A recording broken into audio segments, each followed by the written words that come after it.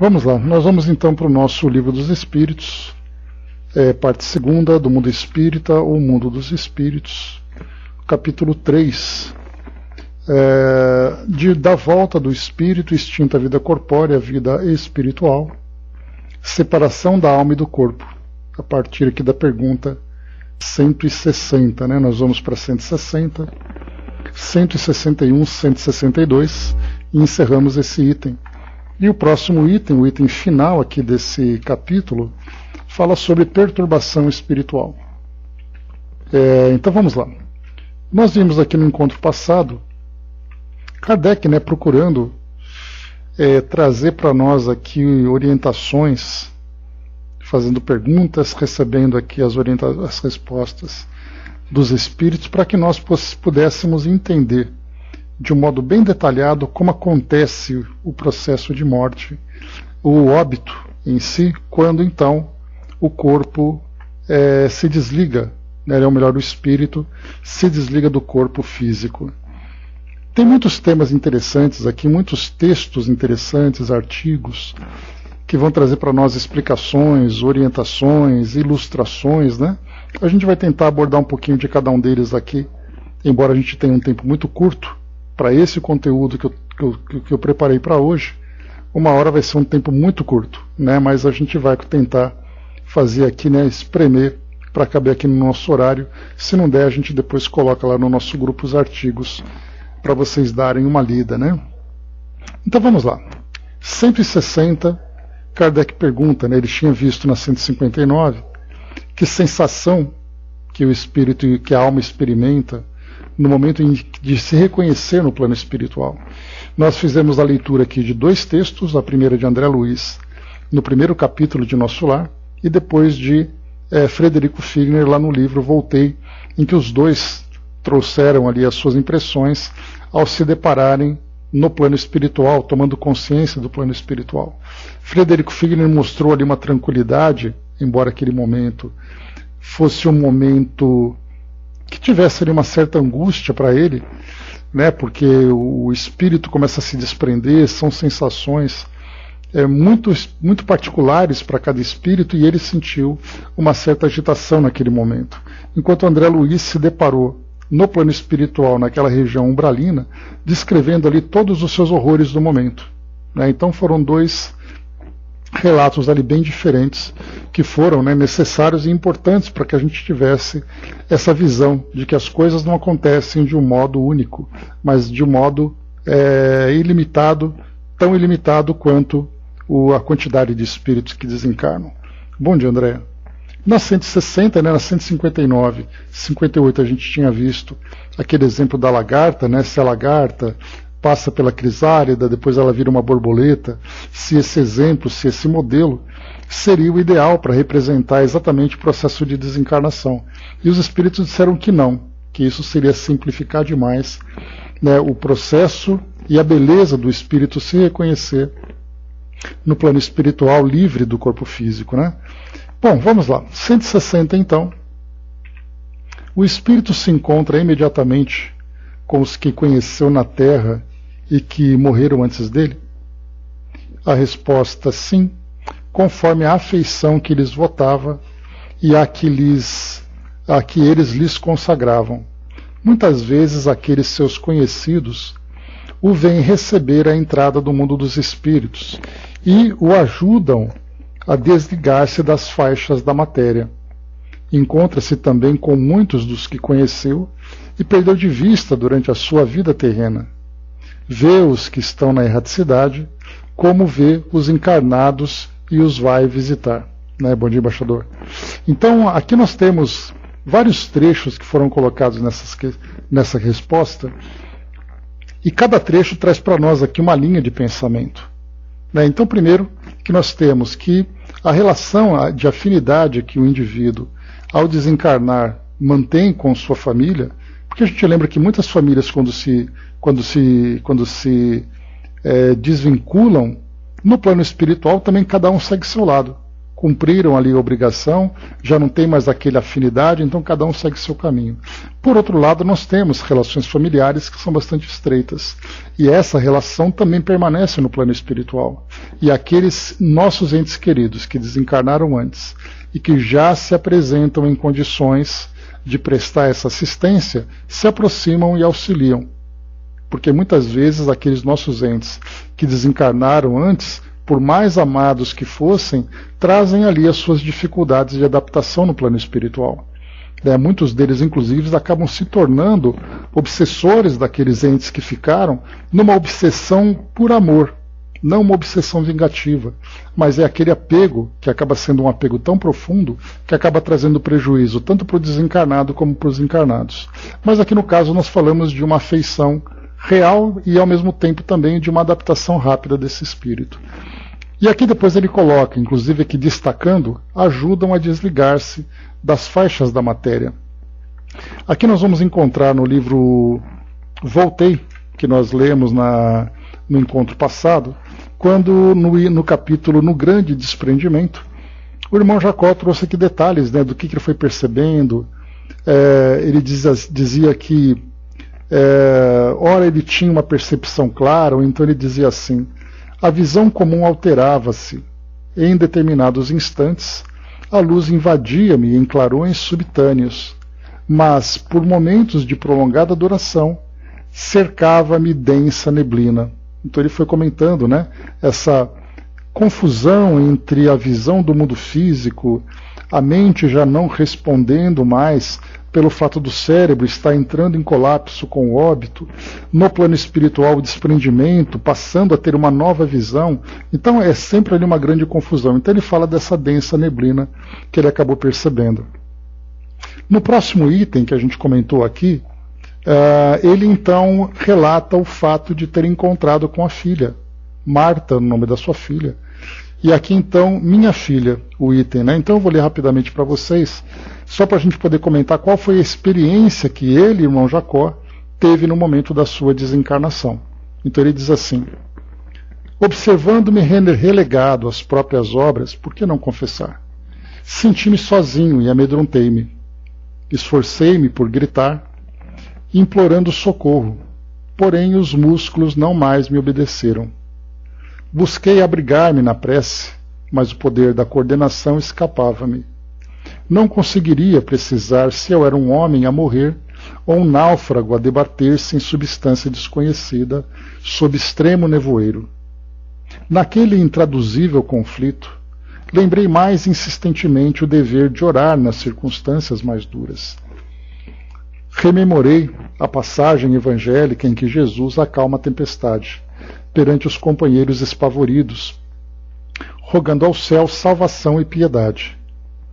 Forças de auxílio dos nossos protetores espirituais, irmanadas à minha confiança, sustentaram as perturbações. Braços vigorosos, não obstante invisíveis para mim, como que me reajustavam no leito. Aflição asfixiante, contudo, oprimia-me o íntimo, ansiava por libertar-me.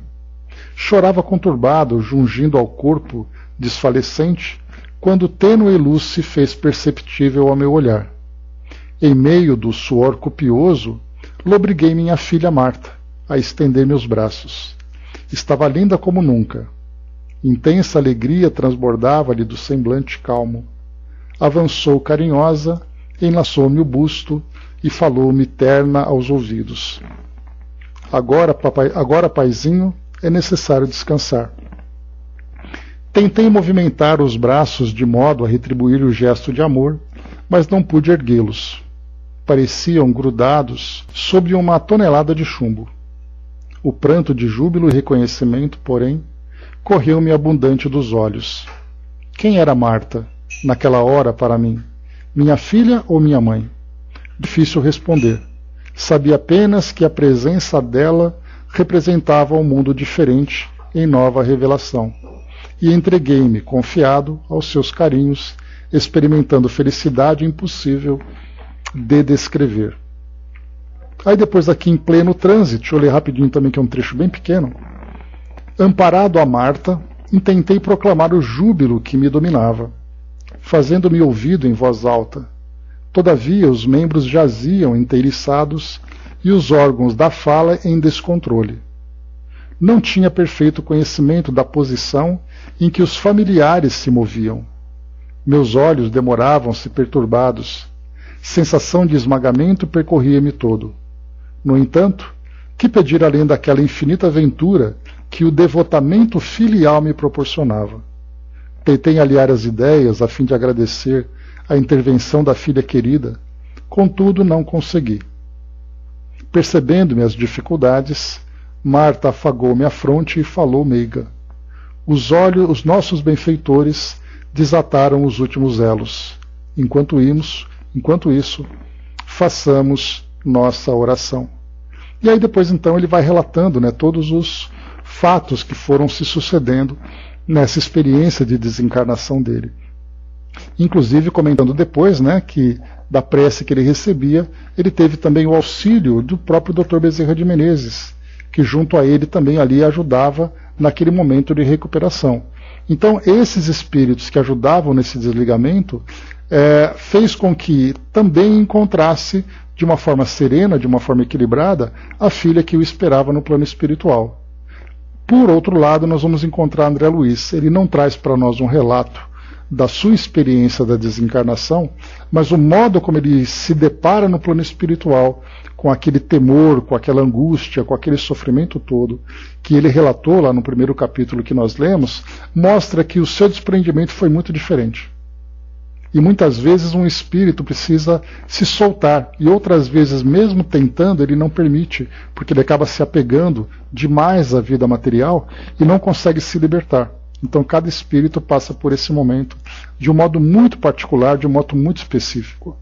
E aqui é algo curioso, né? Vou contar para vocês uma experiência rápida, porque o irmão Jacó, ele então se preparou para esse momento. Ele procurou manter aquela lucidez, e certamente ele foi ajudado para isso, para que a mente dele se mantivesse lúcida, tanto quanto possível, para que pudesse depois relatar essas experiências para nós, porque, de um modo geral, naquele momento da desencarnação, o que nos toma ali é o pavor, é o medo, a insegurança. No caso dele, ele ficou passo a passo ali muito atento do que estava acontecendo. E trouxe para nós esses relatos, embora aqui de um modo bastante superficial, mas o que ele trouxe de superficial já é o suficiente para a gente ter uma ideia da sua experiência pessoal. E eu me recordo que numa cirurgia, que há muito tempo que eu fiz, e eu ia tomar uma anestesia geral. E como curioso que eu era, né, pensei assim, bom, eu vou tentar ficar acordado o máximo possível para perceber o momento em que eu vou apagar. E ali então estava calmo, tal, o anestesista veio, aplicou a injeção ali, o anestésico, primeiro ali um sedativo, né, que ele aplica, e eu falei assim, vou ficar acordado. Aí colocaram aquela máscara, sentia aquele arzinho gelado na respiração, e eu falava, vou ficar acordado. Depois, apaguei. E acordei algumas horas depois, né, com a garganta doendo por causa da intubação, aquela coisa toda. Mas é bem interessante eu perceber que, na verdade, essa curiosidade acabou me gerando um desconforto. Porque eu tentava ficar acordado no momento em que a recomendação é fique bem tranquilo, fique bem relaxado e deixe a coisa fluir. E na verdade eu estava resistindo para saber exatamente qual é o momento, né? Então eu acabei pagando o preço da curiosidade, né? A curiosidade matou o gato, né? Então acabei tendo ali o meu momento de experiência. Então, nesse momento de tentar ficar atento, né, imaginemos aqui o próprio Frederico Figner, ficando atento também naquele seu momento. Só que nesse caso a gente imagina que ele deve ter recebido ali alguns passes, né, para poder clarear o seu raciocínio, para manter ali a sua serenidade, a sua calma, e mesmo assim, com essa assistência, ele acabou passando por essa experiência, né, de sentir ali aquela opressão, aquele choque, percebendo ali, né, que o auxílio que ele vinha recebendo no desligamento do perispírito ao corpo físico e tal. Então aqui, esse pequeno trecho que nós lemos, traz para nós então aqui que no caso dele, a filha e amigos, como foi o caso do Dr. Bezerra, se encontravam próximos, né? E aqui depois, num outro trecho também, dessa mesma resposta, ele coloca assim, encontra-se também com muitos dos que conheceu e perdeu de vista durante a sua vida terrena. Esse trecho também traz para nós algo curioso nos próprios livros de Manuel Filomeno de Miranda. várias passagens em que ele, por exemplo, aquele trecho em que ele fala, lá do livro Loucura e Obsessão. Vocês estão me ouvindo, gente? Só me dá um ok, por favor. Só para confirmar? Obrigado. Joia. Então, lá no livro Loucura e Obsessão, ele faz aquele relato daquelas duas senhoras que ele encontrou, que eram duas senhoras católicas, que eram duas senhoras que mesmo no plano espiritual continuavam professando a sua fé, frequentavam o culto, mesmo depois de um tempo, elas estavam ali talvez alguns anos, elas continuavam ainda alimentando os dogmas que elas tinham aprendido quando encarnada, que seria no caso ali, por exemplo, né, o juízo final, de depois ir de um modo definitivo para aquele momento de contemplação com Deus e tudo mais. Mesmo sabendo, mesmo desencarnadas, elas não tinham ainda a ideia da reencarnação, ou não aceitavam a ideia da reencarnação. Que elas não iam definitivamente para o céu, mas que elas passariam para uma nova etapa evolutiva através da reencarnação. E ele relata naquele momento duas senhoras que ele havia conhecido quando encarnado. Então, quer dizer, não é o fato de ter procurado por elas.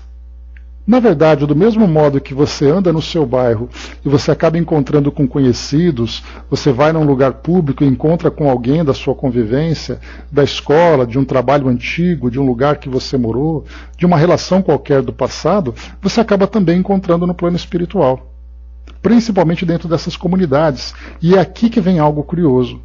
Encontra-se também com muitos dos que conheceu e perdeu de vista durante a sua vida terrena. E a pergunta é, você encontra onde? Porque se há, aí já tem um detalhe curioso, se há essa negação de que não há comunidades no plano espiritual, você encontra onde? Andando pela rua? Quer dizer, então, que você tem que vir para o mundo físico para poder participar da vida de sociedade terrena, para você reencontrar com outros espíritos também caminhando pela rua? E aí, então, André Luiz, Filomeno de Miranda vão trazendo para nós esses detalhes, né? E nesse caso, Jerusa, a gente vai lembrar que se você se encontra no mesmo ambiente que esses espíritos, significa que todos ali estão realmente na mesma vibração. Por isso Filomeno encontra muitos amigos, amigos que trabalhavam com ele no centro espírita, amigos da sua relação, etc. Assim como André Luiz, também no plano espiritual, encontrando pessoas que eram do seu conhecimento quando encarnado. E isso mostra para nós que a vida social do espírito, porque o social não significa sociedade terrena. Social significa você se socializar, você se relacionar com outras pessoas. E essas relações permanecem. Primeiro porque nós não sofremos de amnésia. Portanto, a nossa vida que foi construída nas nossas relações, tanto relações positivas como relações negativas, permanecem também no plano espiritual. Nós chegamos a estudar aqui, certa vez, uma comunicação. A gente falava sobre a prova da riqueza. Eu já fiz algumas menções a respeito desse fato.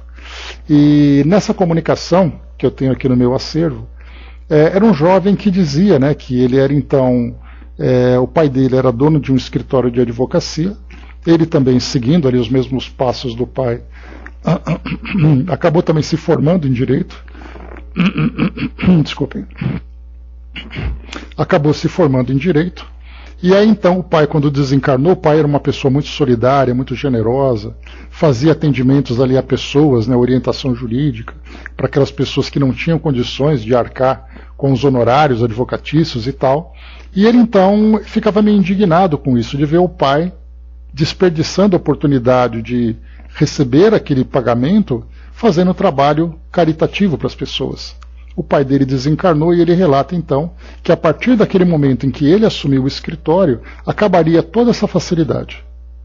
E as pessoas que vinham, olha, eu queria de uma ajuda, uma orientação, ele falava, não posso ajudar. Meu pai fazia isso, eu não faço mais.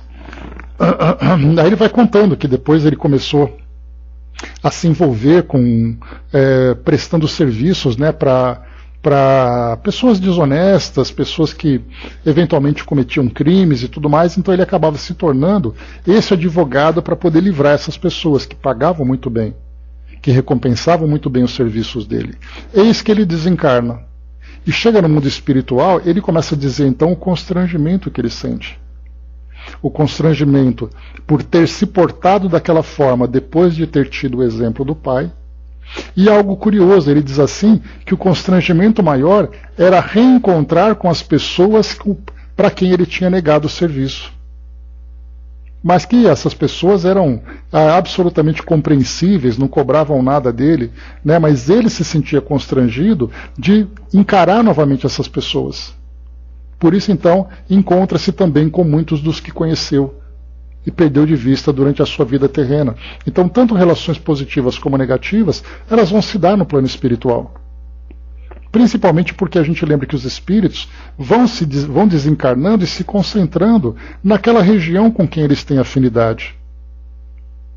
Então, portanto, é natural que você encontre conhecidos que também desencarnaram. Não só natural, como nós passamos a desejar também esses encontros. Desejar, de um lado, para aquelas pessoas por quem nós tínhamos grandes afinidades, familiares ou amigos, ou constrangimento de querer fugir daquelas pessoas que nós não queremos reencontrar.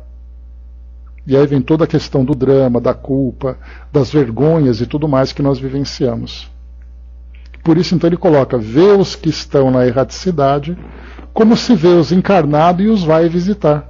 Então é uma vida social que continua acontecendo no plano espiritual. Algo bem interessante da gente observar. Bom dia, Fabio. Avançando um pouco mais, aqui nós temos Miramês. Vamos fazer aqui a leitura dele, né? Eu vou com calma aqui, que eu tenho 3 questões, mas vamos sem pressa, porque tem coisas bacanas para a gente poder analisar. Então vamos lá, Miramês traz para nós Revendo Entes Queridos. Ele diz assim: a alma, quando atravessar o portal do túmulo, geralmente encontra os que lhe foram caros na terra, bem como aqueles que os guiaram nos roteiros espirituais.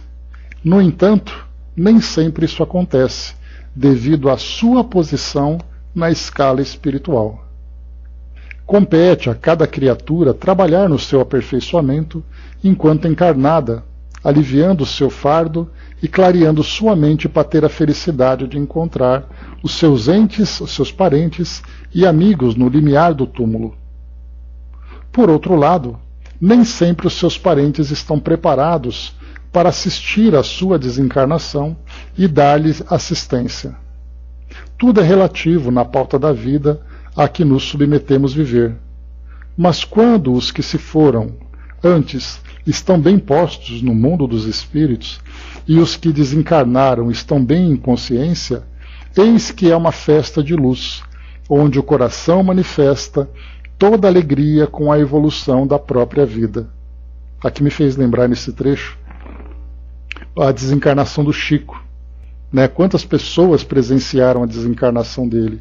E não eram apenas amigos, eram muitas pessoas que no plano espiritual estavam ali com um sentimento de gratidão por terem recebido, através do trabalho dele, essa graça de se comunicarem com os entes queridos. Então deve ter sido ali um momento extremamente feliz para todos. Vamos lá. Procuremos, pois, conhecer a nosso Senhor Jesus Cristo, por ser Ele o caminho por onde encontramos as maiores alegrias da vida. Ela é a porta por onde nunca erramos, as diretrizes que nos levam à paz. Ele é a verdade que sempre nos liberta da ignorância, com todos os seus aspectos de infortúnios. Podemos rever os nossos parentes e amigos que já passaram para o mundo dos espíritos, sendo que dos mais elevados recebemos a ajuda para nos fortalecer, e aos mais infortunados prestamos auxílio, mesmo que eles não nos vejam. Deus, a bondade absoluta, proporciona segurança a todos os seus filhos. Criou o Senhor o sol, que sustenta a vida na terra, e mesmo em alguns planos do espírito. No entanto, criou igualmente filtros para abrangerem a luz, para abrandarem a luz, de modo que ela não nos causasse danos nas condições de espíritos ainda necessitados. Toda a natureza carrega consigo defesas que o amor de Deus sustenta para que a vida vibre com todo o seu fulgor e harmonia. No plano do espírito, as defesas são as mesmas, somente recebemos o que merecemos. A justiça rege o universo, sustentando a paz em todos os ângulos.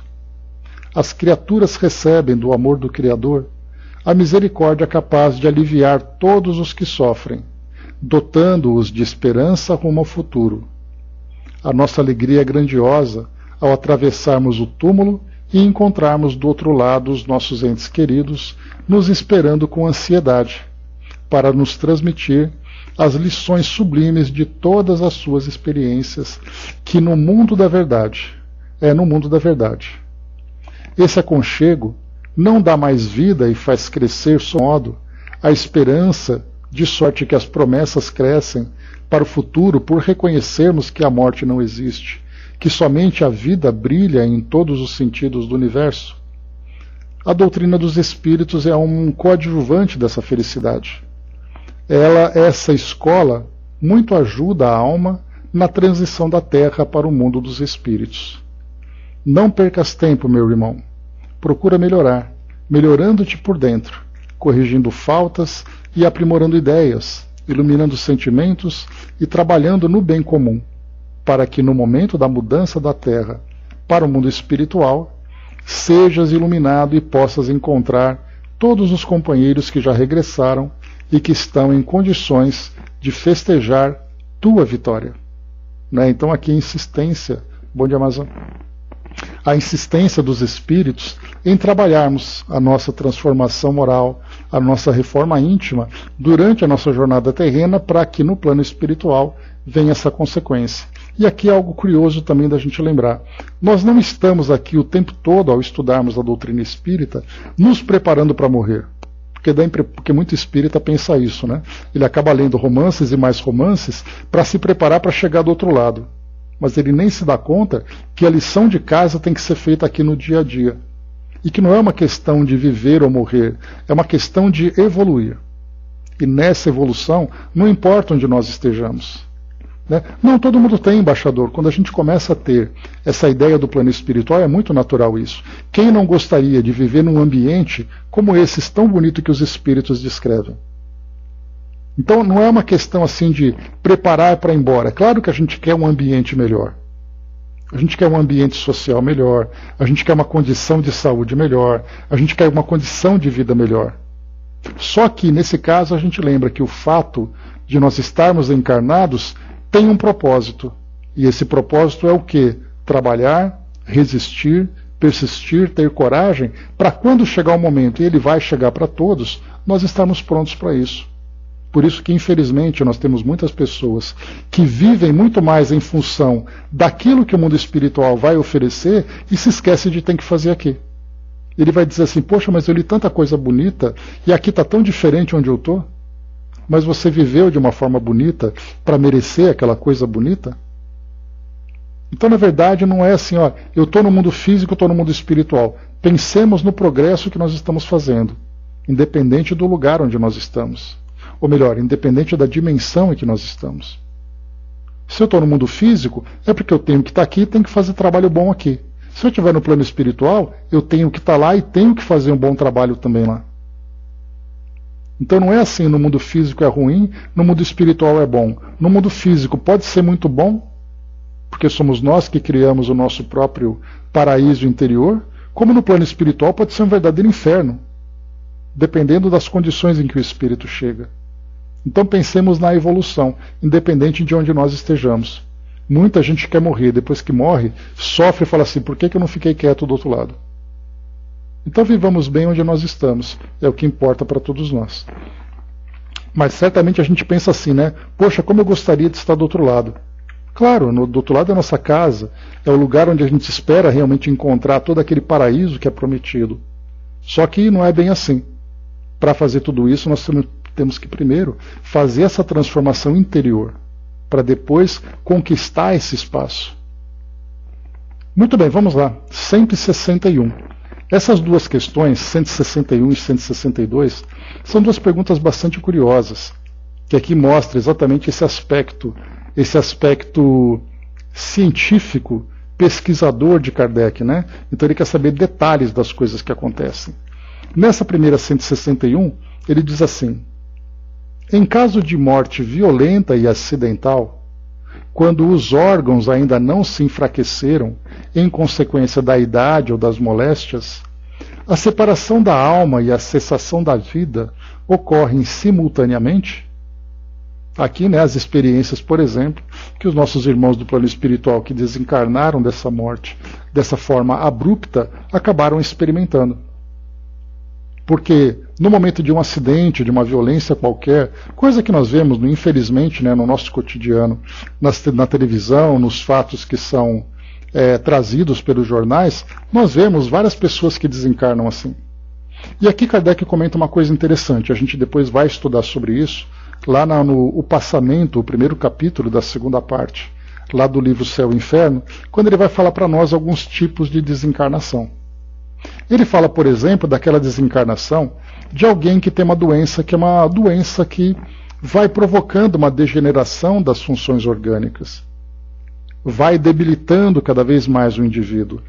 Essa doença vai enfraquecendo aquela pessoa fisicamente, fazendo com que o desprendimento do perispírito no momento da desencarnação aconteça como se fosse apenas cortando o último fio que faz a conexão.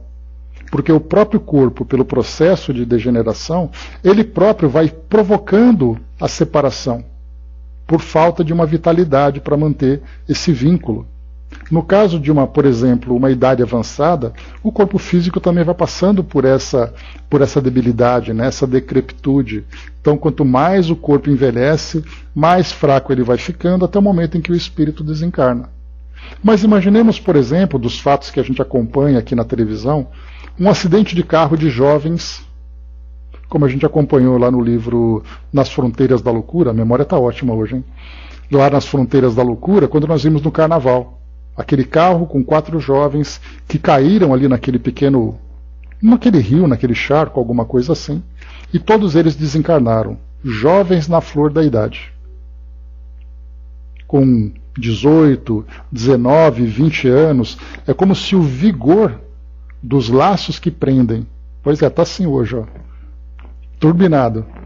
Então, assim, aqueles jovens que estavam no vigor do vínculo entre perispírito e corpo físico, daquela carga fluídica, principalmente imaginando que esses jovens teriam, por exemplo, 30, 40, 50 anos pela frente e acabaram desencarnando precocemente. E aí, mais uma vez, a gente reforça aquele conceito. Existe a morte precoce e existe a morte durante a juventude. Então não confundamos uma coisa com a outra, porque muitas vezes já vi espíritas bem conceituados fazendo uma confusão com esses termos. Então quando fala sobre a morte precoce, quando você vai ler o artigo, assistir ao vídeo, ouvir o áudio, ele está falando da morte de jovens, da desencarnação de jovens. E isso não é precoce, porque a desencarnação durante o período de juventude estava programado, então não é precoce. Precoce é uma coisa que acontece antes da hora. Então, se uma criança de 1 ano, após a encarnação, ela vai desencarnar dentro de uma programação, ela desencarnou no tempo que ela tinha que desencarnar. Agora, no caso desses jovens que nós acompanhamos, pela negligência, pela influência espiritual, pelo uso de substâncias, acabaram desencarnando fora do tempo que foi programado, essa é uma desencarnação precoce. Nós podemos encontrar, por exemplo, uma desencarnação precoce numa pessoa de 80 anos. Se ela tivesse que viver até os 85, mas ela foi fumante, ela foi viciosa, acabou pelo hábito, pela forma como ela vivia, alcoolismo, etc, etc. O modo como ela vivia, ela acabou prejudicando o seu organismo e ela, em vez de desencarnar com 81, ela desencarna com 80 por causa desses hábitos, essa é uma desencarnação precoce. Nesse caso, então, quando se fala sobre morte violenta e morte acidental, nós temos 2 casos. O caso de uma desencarnação precoce ou o caso de uma desencarnação programada. Mas seja como for, a vitalidade do organismo se encontra ali a todo vapor. Por isso, então, nós teremos, para aqueles que têm a programação feita ali para desencarnar durante aquele período. Para quem lembra, nós estudamos o livro Juventude Interrompida, para mim assim, um grande clássico da doutrina, muito pouco conhecido, mas é um livro que traz ali uma série, mais de 60 depoimentos de jovens que desencarnaram seja porque anteciparam a desencarnação, seja porque desencarnaram naquele momento, porque era o momento de desencarnação. E a gente vai encontrar alguns que tiveram dificuldade de se desvencilhar e outros que desencarnaram com facilidade. Qual a diferença entre um e o outro? Vai depender do estado psíquico daquele jovem, daquela pessoa, né? Vamos avançar um pouco mais, sem necessariamente nos prendermos na juventude. Mas aquela pessoa, por exemplo, ela pode estar bem espiritualizada e, portanto, juventude interrompida. Inclusive ele é difícil de achar, porque ele foi rapidamente esgotada a sua edição, né? Mas é um livro ótimo, excelente esse livro. Então, nós estudamos ele todo, né? Eu e o Flávio, quando nós estávamos no Espiritismo Net, no grupo da juventude, nós fizemos o estudo dessa obra completa. E foi assim, histórias e mais histórias, das mais fascinantes, das mais dramáticas, contando, por exemplo, histórias de uma jovem, por exemplo, que desencarnou porque praticou um aborto e trouxe como consequência a desencarnação. Sobre distúrbios de imagem, aquelas jovens com complexos, né? Então acabam desencarnando por bulimia, outro desencarna porque usa anabolizantes, suicídio, violência, etc, etc. Um ótimo livro. Então ali nós vamos encontrar dentro desse cenário e outros também, aqueles que desencarnam pela programação, mas têm ali facilidade por não temer a desencarnação, por estarem espiritualizados, e outros que estão muito apegados à matéria e não desejam isso, acabam facilitando ou dificultando, e aqueles que desencarnam porque desencarnam precocemente. E muitos espíritos, nós temos relatos, são aqueles espíritos que praticamente são expulsos do corpo pela violência, sem se darem conta que desencarnaram. Um exemplo que a gente vai encontrar, por exemplo, um exemplo que a gente vai encontrar é no filme Ghost. No momento ali em que o nosso personagem Sam desencarna, né, porque ele sofre aquele ataque, aquele latrocínio, e aí então ele leva um tiro, o corpo cai e ele sai correndo atrás do assaltante. Então, nesse caso, é um quadro semelhante a esse. Embora seja uma ficção, traz para nós uma representação que dá para a gente ali ter uma ideia de como isso acontece no cotidiano.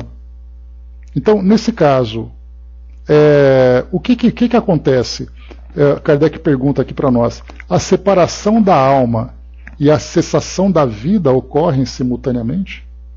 Porque o corpo morrendo, o perispírito se desprende, desde que o espírito permita que isso aconteça. Porque, como nós vimos ali, né, no caso de suicídio, que ele relatou um pouco mais acima, o perispírito fica vinculado ao corpo físico e, nesse caso, o espírito sente a decomposição. E Kardec relata isso também lá nas entrevistas do Céu e Inferno. Mas quando acontece, então, o corpo morre, no momento em que o corpo morre por essa violência, por esse acidente, o perispírito se desvincula no mesmo momento? A resposta, geralmente assim é. Mas em todos os casos, muito breve é o instante em que medeia entre uma e outra. Quer dizer, o corpo morre, o perispírito desvincula, e é um período muito curto que ele coloca. Então não é simultâneo. Existe ali um tempo, né? Até porque a morte é uma questão muito relativa. E eu vou ler para vocês depois aqui para entender tudo aquilo que acontece, né? Que é um trabalho, um artigo que eu encontrei, que eu falei, esse aqui é o artigo que veio no momento ideal, que fala exatamente sobre a morte física, a morte orgânica. É um artigo pequeno, mas bastante ilustrativo. Mas a princípio, então, vamos aqui para a gente acompanhar Miramês, que ele vai falar sobre esse tema, a alma e a morte violenta. Diz assim para nós. No caso da morte violenta, a alma entra em grande perturbação espiritual, por lhe faltar o tempo necessário para meditar no transe da desencarnação e ele não se processar gradativamente. Então, olha só, a pessoa não está preparada para a morte. E aí nós vamos encontrar, né, quantas pessoas desencarnam, morrem nos trânsitos no trânsito das grandes cidades. Quantas pessoas desencarnam pela violência? Quer dizer, sai de casa sem pensar que não vai voltar porque vai desencarnar por uma violência, por um acidente. Então ele não passa. Agora uma pessoa que está naquela doença degenerativa, progressiva, a ideia da morte acaba sendo trabalhada. Nós estudamos inclusive sobre os cuidados paliativos, profissionais da área da saúde, da psicologia, da medicina, que ajudam os pacientes a lidar com esse fim inevitável de uma doença terminal. Então, de um modo ou de outro, há uma reflexão, mesmo que faça com que o indivíduo sofra, porque ele vê no horizonte o momento da sua desencarnação, ou tem a expectativa de que esse momento vai chegar. Agora, numa morte violenta ou num acidente, ninguém está preparado para isso. A gente lembra, por exemplo, um filme bem bacana, 23º Andar. Ele foi baseado no livro do Chico, chamado Somos 6. Então, é um livro que conta a história de 6 pessoas que desencarnaram lá no edifício Joelma, aqui no centro de São Paulo, na Praça da Bandeira, lá em 1971. Então, 6 daquelas pessoas que desencarnaram psicografaram através do Chico, escrevendo esse livro Somos 6, e ele acabou se tornando o filme 23º Andar, em que a Beth Goulart é a protagonista, inclusive. Ela tinha ali por volta de 17, 18 anos. Um filme bem interessante, que conta a experiência dela. Ou seja, naquele momento em que a gente acompanha esse filme, vocês podem encontrar no YouTube, talvez, tá? 23º Andar. Procurem, que é bem bacana de assistir. Ele é bem instrutivo para nós. Um filme que traz assim, uma fidelidade doutrinária bem interessante. Então, naquele caso, a gente vai pensar o seguinte. Isso, exatamente, né? A Dona Benta, né? A Dona Benta, ela mesma. E o Paulo Goulart também, né? Que era o ministro, esqueci o nome dele. Então, nesse filme, dá para a gente ter uma ideia assim. As pessoas que desencarnaram naquele filme, naquele evento, Genésio? Ah, então legal. Né? Então, as pessoas que desencarnaram naquele evento saíram de casa para trabalhar. E depois, ali no meio do incêndio, acabaram desencarnando ou acabaram antecipando a desencarnação. Porque as filmagens do incêndio mostravam pessoas se lançando do edifício, com medo do incêndio, por estarem ali apavoradas e sendo atingidas pelo fogo e tudo mais. Mas talvez algumas pessoas não desencarnariam naquele momento, ou não da forma como imaginavam. Então a gente vê ali que foi de uma forma abrupta, não preparada, assim como aqueles jovens da Boate Kiss, que foram para uma festa, foram ali se alegrar e de repente desencarnaram. Quais deles ali estavam com a programação, quais não estavam, não importa. Todos desencarnaram de uma forma violenta. Então a gente vai perceber que, nesse caso, como foi colocado, o corpo e o perispírito vão ali se trabalhando. Um acaba morrendo, desprendendo o outro num intervalo menor ou maior. E é isso que Miramês traz para nós aqui. Antes de continuar, a Fabi colocou, né, vi esse filme criança, eu lembro da cena do incêndio e da fumaça, nunca mais esqueci. Não consegui ver o filme todo, né, gostaria de vê-lo. Até hoje tem o prédio, é bem triste, né? Pois é, eu já cheguei até a ir lá também, né? Lá no Andraus também, aqui em São Paulo, que foi outro prédio que teve bastante problemas, né? Mas vamos lá, seguir o texto aqui para nós. Então ele diz assim, deixa eu ver aqui onde eu parei, porque eu comecei a falar e acabei esquecendo. Então aqui, né? Não tem tempo para meditar, né? Não tem tempo, falta o tempo necessário para meditar no transe da desencarnação, e ele não se processar gradativamente. No entanto, há casos em que o espírito não perde a consciência, seja qual for a morte, por se encontrar em grau de evolução suficiente, o que garante a sua lucidez espiritual. Agora a gente vai lembrar também que tem aqueles casos em que o espírito vê a sua morte e fica apavorado. Exatamente, ele talvez seja uma punição, alguma coisa para ele, né? Porém, sim, foi o que aconteceu, né? O irmão Jacó, ele falou que naquele momento do desespero é a prece, se apega na prece. Então vamos lá. Porém, em quase todas as mortes por desastre, a alma fica em estado de sono, como permanece ligada aos restos por tempo variável. Há casos também em que a criatura padece em um leito por anos a fio, e quando desencarna, fica ainda ligada ao corpo em estado deprimente, e quando se desliga dele, continua a residir na própria casa por apego aos bens materiais. Não se pode fazer uma escala definitiva da desencarnação, mostrando aos homens um só padrão, porque isso varia de pessoa para pessoa. Se queres saber o que pode acontecer contigo na desencarnação, examina a vida que levas, que terás um retrato do que pode ocorrer. Se desejas um desenlace suave, uma partida com vitória para o mundo da verdade, não deixes de lado o trabalho de reforma íntima em que o Cristo pode despertar todos os seus valores morais no coração e na inteligência.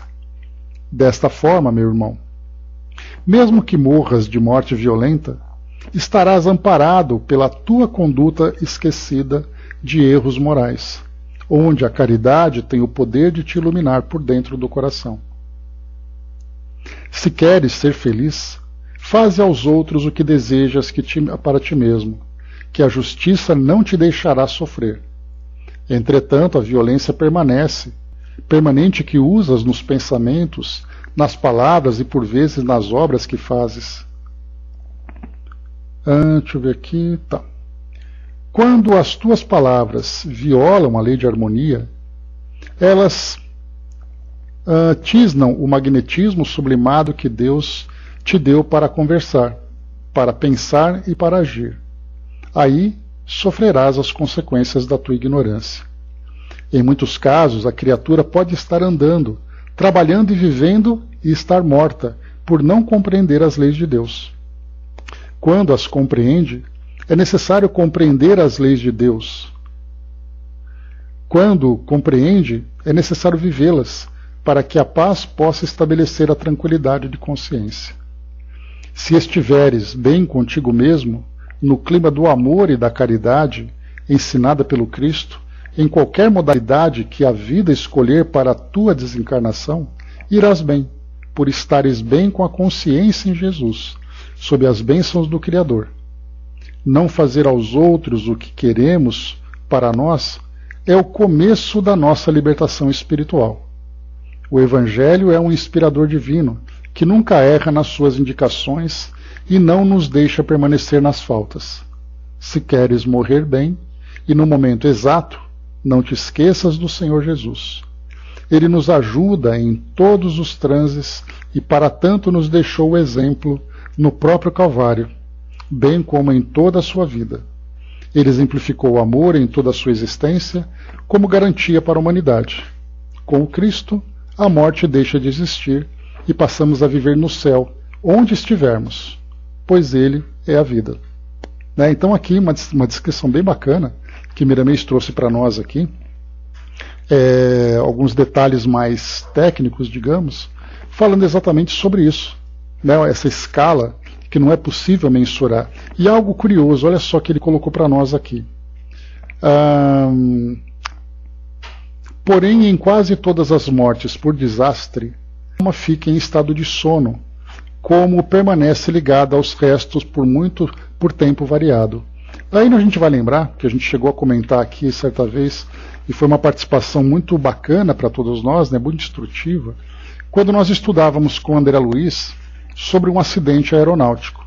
Ele se encontrava no plano espiritual e aí então recebeu num centro de comunicação que aquele acidente havia acontecido, ou estava para acontecer, não me recordo. E ele rapidamente ficou interessado em observar aquele evento, em acompanhar aquele evento. E aí então disseram para ele, não, você não vai, porque você não está preparado para isso. Porque ali, quem tem que estar ali são aqueles trabalhadores que vão auxiliar aquelas pessoas no seu desprendimento, e não é o seu caso. E aí então nós conversamos sobre aquilo. E aí então naquele mesmo dia veio a comunicação de um amigo do plano espiritual que trouxe para nós a sua própria experiência, em que ele relatava que ele estava fazendo um voo naquela região da China e tudo mais, o avião caiu no mar. E aí então todos os passageiros, tripulantes desencarnaram daquela forma violenta, e ele então era um enfermeiro. Ele trabalhava como enfermeiro num hospital e tal, E aí então ele acabou, mesmo no momento da desencarnação, ele auxiliou na desencarnação das pessoas que estavam ali próximas. E depois no plano espiritual, e eu comentava sobre isso, que os espíritos que trabalham nesse processo de desencarnação, de questões violentas principalmente, né, com restos mortais, como foi colocado aqui pelo Miramês, são espíritos que têm que ter um estômago muito forte. Porque você vai observar ali aquela tragédia, né, de corpos dilacerados e tudo mais, de espíritos vinculados a esses corpos, sofrendo muito. E aí então tem que estar muito preparado. E ele trouxe o depoimento dele, que eu não tenho ele em mãos aqui agora, senão a gente faria a leitura, mas depois eu coloco para vocês lá no nosso grupo para poder fazer a leitura dele. E ele comentava exatamente isso, né, que existem espíritos que se especializam nesses casos. Então estão ali preparados para o ambiente, para as circunstâncias, para auxiliar aqueles espíritos do modo mais eficiente para que sejam tranquilizados.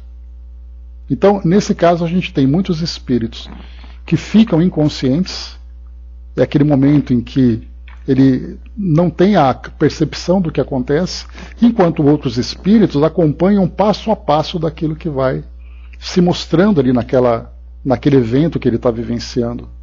Por isso, então, ali o corpo físico acaba morrendo pela violência do acidente ou da própria violência que ele sofreu, e o perispírito acaba sendo expulso. E aí, então, cada um vai reagir de uma forma diferente. A Fabi colocou lá em cima, né? Acho importante já se preparar aqui, né? Fazer a prece um hábito, lidar com o desespero, construindo a fé. Porque então, no momento do desenlace, já teremos construído uma base mental para vivenciar essa experiência. Digo isso porque, por exemplo, eu acho que em nosso lar o pensamento não se organiza tão bem sem o corpo de carne, porque somos mais pujantes, né? Então, se viciarmos nossa mente a desesperar-se após o desencarne, esse vício se manifesta, né? Nós espíritas, por exemplo, sabemos tanta coisa, mas na hora H das dificuldades, quantas vezes nos desesperamos? Porque ainda precisamos solidificar em nós o que aprendemos, né? Então é a vivência, em todas as suas áreas, em todas as suas aplicações, para fazer daquilo que nós aprendemos em termos de conteúdo filosófico um hábito. Porque esse hábito vai ser depois aplicado nas mais variadas circunstâncias, especialmente naquela em que nós somos pegos de surpresa. Agora, se nós nos prendemos apenas em teoria, quantos são aqueles que vivem suas crenças, suas religiões, e no momento desse chamamento, acabam simplesmente se vendo deserdados de tudo aquilo que viveram, simplesmente porque aquilo era um automatismo, não era de fato uma filosofia incorporada e aplicada na sua vivência. E isso é um alerta para todos nós. E para finalizarmos então, tem aqui a última questão que eu acabei, como eu falei para vocês, eu imaginei que a gente fosse fazer a leitura dela, mas não. Mas tem aqui o artigo então que eu queria colocar. Separei aqui, é do site megacurioso.com.br. É aqui da seção de ciências. E ele diz assim para nós, e esse artigo, o que acontece quando morremos, não é o que acontece espiritualmente, é o que acontece cientificamente falando. E aí vai ao encontro dessa questão, quando é colocado para nós aqui, em caso de morte violenta e acidental, quando os órgãos ainda não se enfraqueceram em consequência da idade ou das moléstias, a separação da alma e a cessação da vida ocorrem simultaneamente? Geralmente sim, assim é, mas em todos os casos, muito breve é o instante que medeia entre uma e outra. Então vamos lá para o nosso artigo aqui para a gente acompanhar. O que acontece quando nós morremos, cientificamente falando? Se tem uma certeza da vida, é essa, a de que todos nós um dia iremos morrer. Embora sempre temida, a morte é uma parte natural da existência na Terra, e abre caminho para que nossas vidas possam surgir, para que novas vidas possam surgir. Entretanto, o fim da vida precisa significar também o fim dos corpos. Ter cadáveres de espécies diversas espalhados por aí não seria nada vantajoso, já que isso levaria à propagação de doenças. Por isso, é de se comemorar que os organismos passem por um maravilhoso processo chamado de decomposição. O que acontece com o corpo após a morte? O conceito do processo que leva ao fim do corpo, segundo o professor de ciência forense da Universidade de Kent, Devin Finaught, pode ser chamado de ecossistema de decomposição. Basicamente, ele envolve uma série de processos sofisticados que fazem um corpo tal como ele existe se tornar, por fim, um esqueleto. Mas para isso acontecer, vários tipos de tecidos precisam ser liquidados. Segundo o Finaught, a decomposição começa logo após a morte. Mas a morte não é o único momento. É uma cascata de reações e processos que acontecem ao longo do tempo, comenta. Normalmente, o primeiro ato que acontece para a morte é a perda da consciência. Em seguida, vem a suspensão da respiração e da frequência cardíaca. Pode acontecer também de a pessoa perder a consciência em decorrência desses dois processos, levando ao estado de morte clínica, em que o sujeito pode ainda ser trazido de volta. Só que quando o coração para de bombear, o oxigênio deixa de circular, fazendo com que as células fiquem com pouco recurso para produzir energia, conhecida como trifosfato de adenosina, ATP. Quando a célula fica sem oxigênio para produzir ATP, ela entra em respiração anaeróbica, o que gera ácido lático como subproduto, causando câimbras. Em seguida, o mecanismo de transporte celular deixa de funcionar e já não há troca com o ambiente extracelular. As células passam a deteriorar-se e perdem o lisossoma e as enzimas que estão dentro delas, começando o processo de necrose. Momentos finais. Assim, as células começam a liberar toxinas no ambiente externo a elas, danificando as células vizinhas. Gera-se, por consequência, um processo de cascata de morte celular. Isso se inicia nos tecidos com maior quantidade de água e oxigênio, como o cérebro, o estômago e os pulmões. Até aqui já se passaram cerca de 4 minutos. A partir de então, o coração para de bater. Se ele não for reanimado em 4 minutos, as células cerebrais começam a morrer, tornando o processo irreversível. Entra-se assim no estado de morte cerebral. Mas mesmo que o controle neural seja perdido, o sistema nervoso continua trabalhando contra o desequilíbrio iminente. Do ponto de vista químico, é aqui que a morte se concretiza. O sistema imunológico para de funcionar e as bactérias do intestino se espalham, começando a consumir tudo. Elas entram então na corrente sanguínea e se espalham pelo corpo. Os organismos começam a metabolizar os substratos do corpo, começando pelos açúcares, passando depois para as gorduras e carboidratos. É finalmente o início da decomposição, que gera subprodutos orgânicos que causam o chamado cheiro de morte. Então esse pequeno artigo, ele é visto aqui apenas de um modo científico, e nós vamos ver no livro de André Luiz, lá no Missionários da Luz, a desencarnação de uma pessoa, me esqueci o nome dele, mas ele era um espírita, ele era uma pessoa trabalhadora, mas no momento da desencarnação ele acabou dificultando. E André Luiz, ele relata com outras palavras e por outra perspectiva, exatamente o momento em que o corpo começa a se decompor e o espírito não se desprende dele. O espírito não larga o seu organismo. E é então que eles têm que fazer aquele trabalho de fazer com que ele fique inconsciente, para que eles possam fazer com que os laços se desatem. Porque o espírito não quer, mesmo sendo espírita, ele não quer se libertar do corpo. Então a gente viu aqui quais são os processos, de um modo bem resumido, do que acontece no momento da morte. E isso pode acontecer, como eu comentei com vocês, no Discovery nós tivemos um documentário que falava sobre como acontece a morte. Por exemplo, num acidente que tem um politraumatismo. Você tem ali órgãos perfurados e aí começam a afetar os órgãos vitais, o cérebro e o coração. E aí depois toda essa reação vai acontecendo. E a gente vai imaginar o perispírito vinculado a esse organismo passando por esse processo. Até o momento em que o organismo morre de fato, e o perispírito tem que se desvincular. E aí isso acontece muitas vezes numa morte que é rápida, quer dizer, a morte pode ser rápida, quer dizer, o acidente pode ser muito violento, mas a morte em si ela vai acontecendo dentro desse processo. O corpo vai morrendo gradualmente até o momento em que ele simplesmente não tem mais retorno. Então, eis aqui a morte biológica e eis ali o momento em que o perispírito começa a se desvincular. E nesse caso a gente vai ter ali os diversos graus de consciência, né? Nós tivemos também aqui um depoimento de amigos que fizeram parte daquele acidente da Chapecoense, lá na Bolívia, né, do avião que bateu e tudo mais.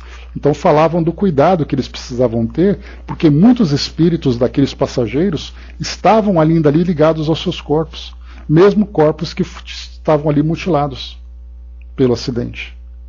Então esse processo de morte, ele traz para nós toda essa diversidade de situações, somadas ainda às condições de cada espírito. Então eis aí, meus amigos, então, esse tema que a gente viu aqui agora a respeito da desvinculação. E no final aqui, a 162, eu vou deixar depois para a gente poder estudar na semana que vem. Kardec pergunta, olha que curioso, né? Após a decapitação, por exemplo, conserva o homem por alguns instantes a consciência de si mesmo? Então, assim, na decapitação, por que essa pergunta? Porque naquela época era muito comum, a gente estava vivendo na França depois da Revolução Francesa. E naquela revolução, a guilhotina estava ali, né, comendo solto. E mesmo depois, né, de 50 anos, a pena capital na França naquela época era a guilhotina. E aí então Kardec fez ali evocações e tudo mais, e também tem essa questão para a gente poder analisar.